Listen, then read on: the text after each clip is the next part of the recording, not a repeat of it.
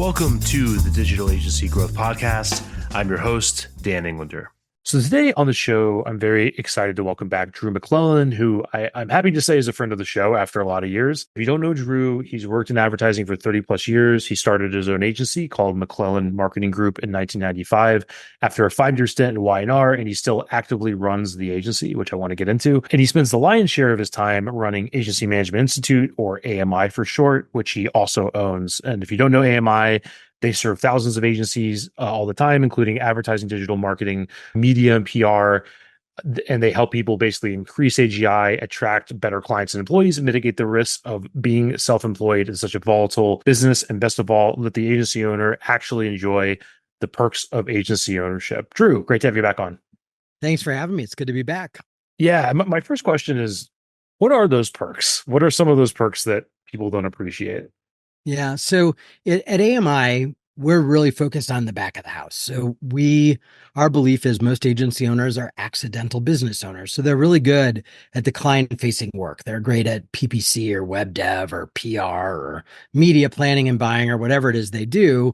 But for a lot of them, it wasn't really their intention to own a business. And all of a sudden they do. And so we really focus on helping them sort of understand how to run the business of their business better. So HR, finance, biz dev, succession planning, leadership, process systems, things like that, like all the business side of it. So a lot of the perks come from that side. There's a lot of tax advantages to running and owning a successful business. There are a lot of advantages in terms of your freedoms. The more free you are from doing a lot of the day-to-day work, if you're not responding to clients and things like that. Even pre-COVID, you could work from anywhere. So there are a lot of advantages to being a business owner, but if you don't know what they are and you don't know how to leverage them, or you know what they are, but you can't figure out how to get your business to the place where you could actually take advantage of them, our job is to help you do that. Yeah, that's really interesting. One thought that I've had lately is that there's these sort of stages of progressive growth that agencies or B2B service companies, anybody kind of goes through to becoming a better, stronger organization over time. And I think me and lots of others have often sort of pegged this to revenue or headcount or something like that.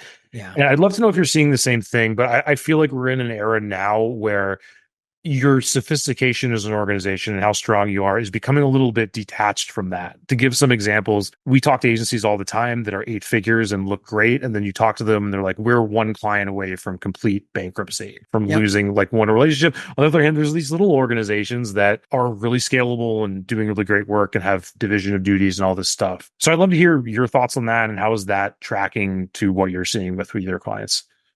There's a bunch of different lenses you can look at. You can look at an agency through that sort of tell you sort of the maturation level of the business. And that's really what you're talking about. So one of them is certainly how they get business, right? So if it's still all word of mouth and referrals, they don't have a system or process, then they're only going to grow so far. Another way to look at it is the owner's role in the business. So if they're day-to-day integral in serving clients and getting the work out, again, challenging, but it all boils down, honestly, to scalability. So the health of an agency in terms of sort of its longevity is it built in a way that it can continue to grow? And so there are certain breaking points or certain sizes. So now we're getting to what you were talking about, which is sort of that FTE count or head count. And so 12 to 15 people, everything that got you to 12 or 15 people is now going to break. And you're going to have to rebuild it to get you to 25 or 30 people. And when you get to 25 or 30 people, it's going to break and you got to rebuild it. And when you do that, it's going to get you to about 50 people. Then it's going to break. And so there are certain layers of agency organization and scalability that suggest how stable the agency is. Another way to look at it is client concentration. So anytime an agency has a client that is more than 20 or 25% of their AGI, that puts them at risk. So to your point, they're 8 figures. Everything looks great from the outside, but the reality is their gorilla client is 65% of their AGI. I have an agency that their gorilla client is 85% of their AGI. So that one client goes away and the agency really doesn't exist anymore. And so I think there's a lot of indicators, but they all are really around sort of how balanced and scalable is the business. That's really what tells you how mature it is and what's possible in terms of growth. You and I have talked about this before. Growth isn't always a headcount thing. Growth sometimes is new products and services. Growth might be a new strategic partnership where you're actually selling something that you don't deliver. Growth is oftentimes should be around AGI and profitability, not headcount. And really rapid growth can crush an agency in terms of profitability because you have to do a lot of work before the money starts coming in. You're expending energy, you're hiring new people, you're buying equipment, all because in 3 to 6 months, the income is going to start rolling in from that new client. So you have to manage that too. So it really is about understanding sort of the ecosystem of the agency and where you're weak and where you need to shore up some things.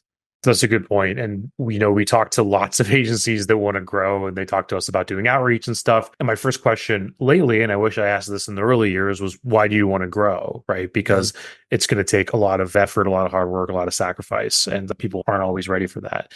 To tie back to the scale topic, and it's been a little while since I've been at the big summit, but I was at the one in 2020, and the theme around that, or not the theme, but one of the themes was deconstructing the agency model and agencies breaking apart or becoming training organizations or building software, and then the other way around too, publishers becoming agencies, and kind of the lines getting a lot more blurry.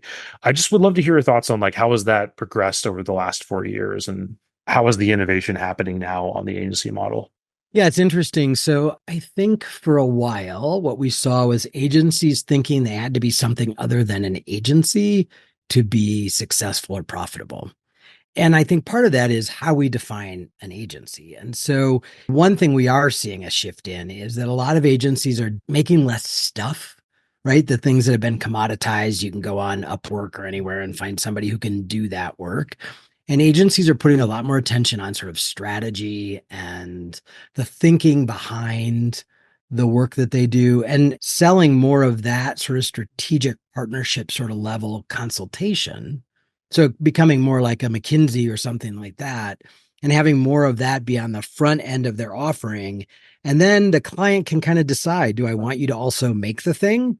Or do I want to make it in-house? Or do I want to go somewhere else to make it? So agencies have sort of decoupled the idea that if we tell you you need a widget, we also have to be the one to make the widget for you. It's really about getting paid for all parts of the work. So I want to get paid for doing the research that figures out actually you do need a widget.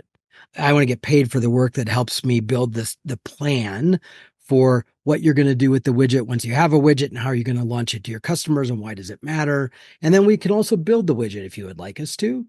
And so you're seeing agencies sort of, we used to give away a lot of our thinking, and some agencies still do that foolishly. And that goes back to sort of the Mad Men model where you gave away everything. You gave away strategy, you gave away creative, you gave away everything just for the media commission. And we've seen over the decades that sort of dependence on media commissions or getting paid to make the thing getting smaller and smaller and smaller. And agencies finally realizing that actually what they bring to the party is that outside perspective with that marketing expertise, and they should get paid for that. Just like an architect gets paid for creating a blueprint, whether they build the house or not is irrelevant. You can't build a house without the blueprint. And so agencies are getting smarter about spending more time and energy in selling the blueprint and delivering it to clients, whether they get to build the house or not.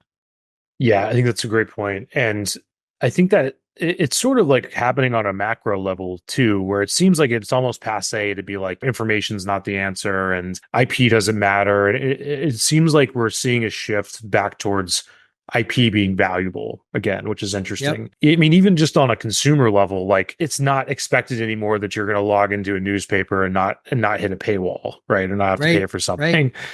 Right. So I think it's happening on a bigger level, but I don't know that buyers have necessarily caught up to that cultural change. And sometimes it's still kind of an uphill battle to make your thought leadership valuable. And I think tied to that is just and I'm not the only one to observe this, but sort of like a drought of trust where trust is at an all-time low. Assuming you buy into that, how do you see people or agencies kind of navigating that, the sales process and so on? Yeah. So as you know, based on the book that I wrote with Stephen Wessner in 2020, Sell with Authority, I really believe the way agencies sell today is by earning the trust long before the buyer is ready to buy. And so it really is about establishing yourself as, call it what you want, subject matter expert, thought leader, authority, whatever it is, but that you own a position inside your agency and inside the community and inside the industry you serve, whatever that may be, that you have a depth of expertise and you demonstrate that you are smart and that you are committed to helping people do it well through thought leadership. So through like what you're doing, through a podcast or through writing a book or doing a piece of research, and that you share parts of that freely and openly so that they begin to sort of have a sense of who you are and that they can trust you long before they're ready to give you a dollar. And the trick is understanding what you give away for free and what you say, you know what? That's behind the, back to your example, that's behind the paywall. If you want that level of consulting or that level of coaching. So at AMI, for example, every month we do a live Q&A. So any agency owner or leader can come on that Q&A and ask us whatever they want for an hour. And what in the time frame that we're there, we will answer that question. But if they want like consultation about their agency's specific problem and they want us to really dig into that, then guess what? They're going to buy a consulting package. So we're super generous. We're super transparent. We're happy to answer your questions. No strings attached. Anybody can come. But at a certain point in time, you've exhausted the free model. And if you want more than that, you need to buy it. And I think agencies can follow that exact same model where they are creating a huge community of trusted prospects. A subset of them will give them money and a subset of them will never give them money. And you have to be okay with both. Yeah, I think that's great. And I've recently started like a bigger content push and a bigger push towards written content in particular. And there's a couple ways that I'm sort of rethinking how I used to do it. I think one of them is like having it be fun and making the win happen regardless of outcome, is just like the joy of creating it is pretty cool. And you have to have that because it's going to take a long time for it to produce anything. And the other thing, when I'm kind of borrowing from Greg Hickman, I think he talks a lot about this, is like the idea of making the content focus more on the why you should do this, why you should use this methodology versus the how, right? Because the how is something that if people are exclusively consuming the how, they might be the people that might not buy from you anyway. We'd love to hear your thoughts on that and kind of how you're thinking about content creation and so on.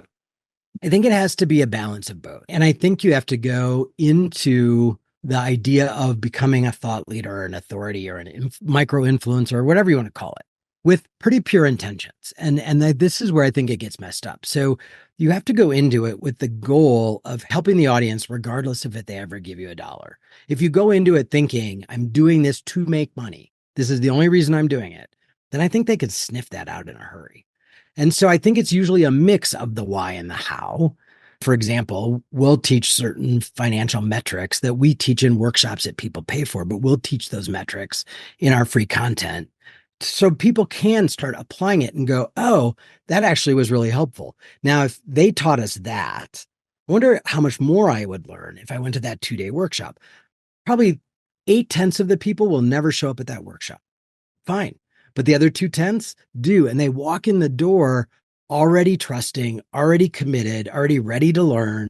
So the sales process is shorter, it's easier, and they already walk in kind of like a converted fan that wants more of what you've given them because you've been of value. So I think you've got to find the balance. So when I think about the work that we do and people say, well, why do you do the podcast and why do you do the research and all of that? My genuine answer is because I think running an agency is hard. And our mission is to make it less hard. That's it. I want to make it a little less lonely. I want to make it more profitable and I want to make it less hard. And if we do that, whether you ever give us a dollar or not, I feel like that's the win for us. Because I do know a subset of people who have that experience will give us money. Right. That's a great point. And I kind of want to shift gears and then tie that back to your background a little bit. So you're currently running your agency. You've had that for years now. What does your day-to-day look like in that agency and what keeps you going with that shingle? So I started my agency in 1995. I was 30 years old. I had no idea what the heck I was doing. And I found an organization that was the precursor to AMI and learned a great deal from that founder. Joined one of the live peer groups. So I was hanging out like a Vistage group, hanging out with other agency owners, and it completely changed the way I ran my business. And fast forward 15 years later, the founder said, I'm ready to retire. I think you should buy the business. And so it's a long story that doesn't matter, but I ended up buying the precursor to AMI and converting it to Agency Management Institute. So in the beginning, I thought that the people who were now my clients, other agency owners, would not like the fact that I still owned an agency. And what I found was exactly the opposite. They loved the fact that I still owned an agency, that I was one of them. And so we have kept the agency for all these years. And I will admit, we are not trying to grow it. It's like a learning lab for us. So we have some clients that have been with us for 25 or 30 years. Every once in a while, we get a new client, but we're not actively trying to grow it. We're using it as a living experiment, sort of to support the AMI side of the business, which is, oh, I wonder how that sales technique works. Oh, I wonder how that works. And it keeps me with my feet right in it in terms of the financial metrics and all of those sort of things, the challenges with employees. So it's really for me to stay very grounded in owning an agency so I can say, totally understand what you're going through, because just 2 weeks ago, I had this conversation with one of my employees, but 95% of my time is spent on the AMI side. I have employees on the agency side that several of them are celebrating 20 years with us. And so most of the day-to-day stuff, they really run, and I am acting as a CEO like I should, and I'm not really involved in the day-to-day like client work or anything like that anymore. Yeah, that's interesting. And it kind of reminds me of like, it seems like even within one company where you serve one audience, you can have this kind of laboratory and then have a new thing going at the same time. Like, I Yeah. feel like in my own business, our done for you model is kind of becoming the laboratory because we made the decision not to scale it massively and to focus more Right. on training and our IP and everything like that. Yep. But I don't see a day where it totally goes away because it keeps us fresh and everything like that. So, Right. It keeps us relevant. yeah, exactly. I think Yeah. I think about somebody who's advising agencies on sales or agencies on the things we advise them, and they owned an agency 30 years ago, or they worked at an agency 20 years ago. Yeah. How in the world can you have any idea what's real anymore? Because honest to God, what we did 5 years ago, we're not doing anymore. So how do you stay current? And so for me, it's just another way for us to stay fresh. Yeah, and I think it's smart. And I've definitely been on calls with agency owners that have hired, certain consultants in that situation, and they're like, they told us to go do this, and it's somebody's winning lottery ticket numbers from 30 years ago. Right. And that's like it's not sustainable. So I think that's a really good point. One more question I had is like, since you've had AMI for a while now, and you've had, Mhm. let's say, different classes of agencies come through, how have the goalposts changed? Like, have you found that what most people wanted out of their agency 10, 20 years ago, however long it was, has changed a lot recently? And if so, like, what does it look like now compared to the past? I think that agency owners want a couple things. I think they want a sustainable business that supports them and their family and provides them with an opportunity to build wealth outside of the business, which is a big thing that we preach. Don't leave all your money in the agency, get money out, make enough money while you own the business, because what if you never sell it? What if your kids don't want it? It's your ATM machine.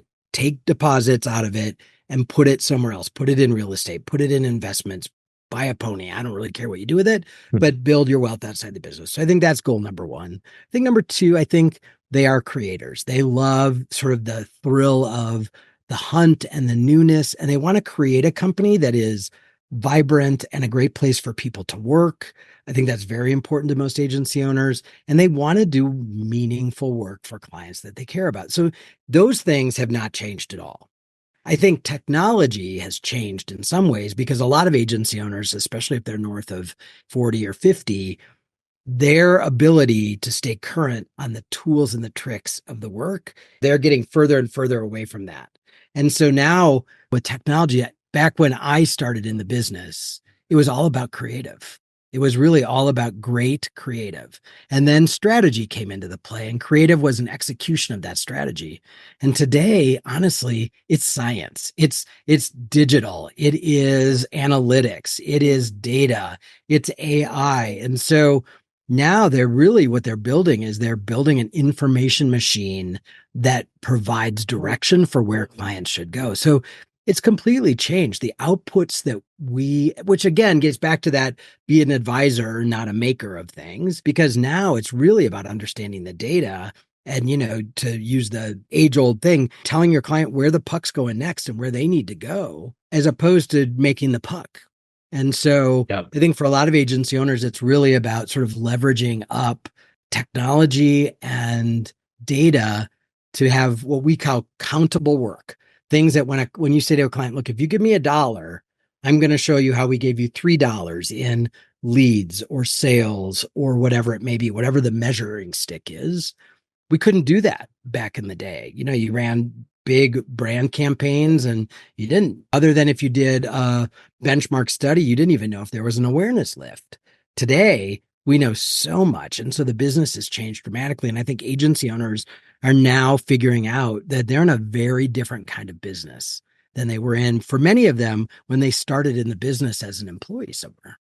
Yeah. And I think a big part of that and a big part of being successful is like putting constraints up, right? Because it's just really easy to go insane if you're trying to contend with that level of uncertainty for so many different groups and for so many different technologies and all that sort of thing. And it becomes more about, if you do that, it becomes more about sorting for the right clients as it is selling all the time, right? So I think that's big. Well, I think it's almost impossible with today's sophistication level for one agency to be everything for everybody. I don't think it's possible. And most agencies are under 25 people.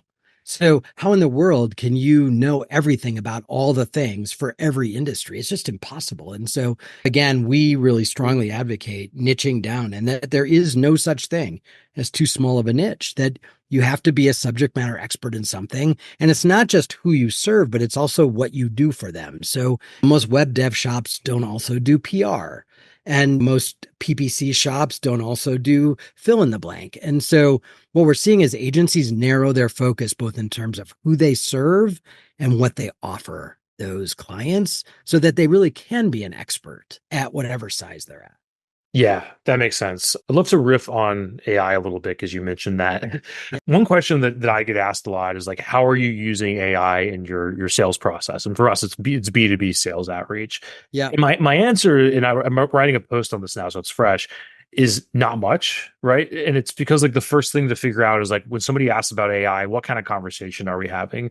Are we talking about like marginal utility and these like interesting little gains, or are we talking about this is going to transform everything? And I think that a lot of the times there's just been this push to cheerlead for technology that it really isn't going to give you a lot more firepower yet. Like, for example, in our world, even if somebody nails it with using AI for B2B sales outreach, everyone else is going to catch up to that real fast. So whatever worked yesterday is not going to work tomorrow. That's always the case. But also, like, let's say it does work, you're still going to have this human bottleneck of a person that's going to have to talk to all these people and then also be accountable to everything the AI did. So we're sort of like, once that with that issue, like it's such a bottleneck that it doesn't really give you that much mileage. I suspect that other areas outside of sales are going to contend with similar issues, but I'd love to hear kind of what you're seeing with AI and how it's panning out for your clients. Yeah, I think the way agencies are looking at AI is the way we used to look at Excel, right? So we could sit with a calculator or our fingers and toes and do math manually, or we can write a formula where we put the right data in, we plug it into a formula, and the answer comes out faster. And so I think what AI is able to do for agencies is it, when given the right data and the right prompts, it is able to crunch a lot of information and help us distill down to sort of the essence of something or the facts. So where I would hope agencies would start using AI for sales is not about increasing the volume, but more of the sorting the chaff and the wheat of what's possible. So if anything, I would be thinking about how do I use AI not to create a bigger universe, but how to better sort the universe I have. Because the truth of the matter is, no agency needs to get 25 new clients a year. Unless they're like a factory and they just do the same PPC, plug them in, plug them out kind of work, which most agencies aren't doing anymore. For most agencies, their goal should be, their target should be, I'm going to target clients who are between 5 and 10% of my overall AGI. That's my prospect. I want somebody who's big enough to matter, but not so big that they become a gorilla. So if I add three or four of those a year, that's about all the growth my agency can bear without it Right. breaking. So now I really need, let's say, three or four good sized wins. So if I have a 50% hit rate, that means I have to pitch eight. And to get eight pitches, that like you can kind of do the math and say, okay, Yeah. well, really, I really should only be talking to 50 companies or whatever the number is. I mean, I'm making up the numbers, but it's in that ballpark. So for me to win three or four good sized clients that are good, healthy clients for us, what I want to do is I want to use AI to figure out what industry should I be targeting? In that industry, what is the size of client that is the best fit for us? Like if I create this criterion and say, okay, AI tool of choice, go find me 50 of those and do some research on the backgrounds of those, like crunch the data for me. A human being still has to make the contact. A human being still has to earn the trust. A human being still has to cultivate that relationship. But maybe there's some Excel work, some math in the background that AI can use that saves me time. That seems perfectly logical to me. But in terms of like plugging it in and having it just start outreaching to people and having conversations with people like a chat function, that is not going to help us increase trust on the part of prospects when they think about agencies if they know that all they're doing is talking to a bot somewhere. Yeah, and we're definitely on the same page. It's funny because I actually use the Excel comparison, and I'm like, I'm Yeah. sure Excel felt like a game changer to accountants and stuff in the 90s or whenever, but right now it's March 4th. Our accountants are still working 80-hour weeks before Right. tax, right? It's not like Right. complete game change, it's something. But yeah, I think that what we've seen is AI can help parse the data a bit, but still, like exactly what you said, the numbers are small enough that there's real diminishing returns to having the human just step away and say good luck. So I'm sure somewhere in the world there will be some functions that are completely AI run once the right prompt is written. But in our world, where it really is back to the very early part of our conversation, if anything, it's much more about strategy and smarts than anything else. It's pretty hard to imagine an AI tool that can take into all the nuances of a prospect or client and spit out the right answer. I mean, we have decades of experience that allow us to be helpful in those ways. And I don't see a machine or a tool replacing us in that. I think there are parts of our processes. For example, we're seeing agencies using AI to use some elements on the HR side. They're not using them to interview people because you don't want a AI tool selecting your next employee. You want that to be done by a human. But are they helping crunch some of the data and get to the right people faster? Yeah. So I think there's a place for it in every aspect of business, but I think we have to just realize it's just a tool, no different than any other tool out there. It's sexy and cool right now. And to your point, you probably have a little bit of an edge if you're a little better at Chat GPT or fill in the blank on the tool of choice, but it'll be table stakes soon. yeah, exactly. I think tied to that is I know you guys had maybe an interview or put out a report about how 2023 saw a lot more happiness with employees in agencies and a lot more focus Mhm. on retaining employees. Can you talk about that a little bit? Like, what do you think is behind that, and how are your clients handling that? Yeah. So it was a really 23 was a weird and hard year for agencies. So on the one hand, many of them reported they had the best team they've ever had. And I'll get into why I think that is in a second. And in complete juxtaposition of that, it was one of the hardest years for sales that I can ever imagine. So many agencies didn't land one new client in 2023. They survived on the back of their existing clients and growing their existing clients. It was just a really tough year to get sales. So many agencies didn't really have the money to keep all the employees that they wanted to keep, but they were so passionate about the power of their team and the level of excellence that they had that many of them really ate into their own profits to keep a bigger team than they needed to keep, hoping that 24 would be better. So the reason why I think the teams are better is, we went into COVID. A lot of folks lost employees during COVID. There was a time when we were hiring anybody who could breathe and walk upright, basically, to do a job because you just couldn't find anybody. Then we had the great resignation, which made it even harder to find good employees. And I think many agencies have gone through the last couple of years sort of churning through the bad hires. Like they finally have been able to find better hires, and they've sort of worked through some of the post-COVID mediocre employees that were on the team. Add to that in late 2022 and early 2023, a lot of organizations, both agencies and client side organizations, downsized because, again, it was a tough financial year for a lot of businesses. So good people kind of got flooded into the market, not because got fired, but because they got laid off. So you had better quality employees in the marketplace who were also in a position where they couldn't be COVID crazy. Remember the salary requirements right after COVID that were insane. When you get laid off from a job, you need a job. And so you're not willing to be unreasonable about salary. And so not only could they hire people who were better, but they hire them at a more reasonable salary. And so for all of those reasons, agency owners are feeling really good about the team they have and really loath to downsize if they absolutely can avoid it. Yeah, that makes sense. And that's good insight into the whole system. I think with that in mind, how is 2024 looking? What are you seeing out there?